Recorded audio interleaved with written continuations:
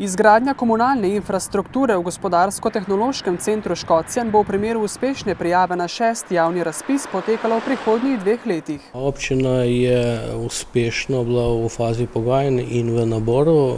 Upamo, da smo se odločili za pravi projekt. Mi smo imeli sicer v naboru 3 projekte, vendar ne nazadnje smo se odločili za infrastrukturo znotraj industrijske cone. Občina namerava tako zgraditi kanalizacijski in vodovodni sistem ter čistilno napravo za 1800 populacijskih enot. Kar 70% naložbe naj bi pokrili sredstvi Evropskega sklada za regionalni razvoj. Občina od 6. javnega razpisa pričakuje od 900 do 990 tisoč evrov.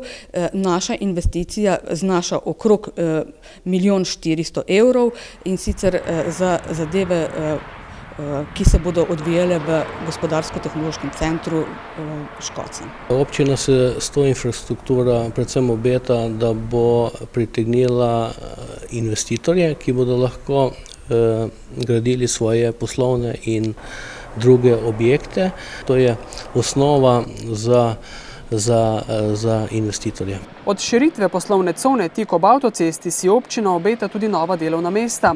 Zaradi ustreznega odvajanja komunalnih odpadnih voda pa se bodo izboljšale tudi bivanjske razmere prebivalcev na tem območju.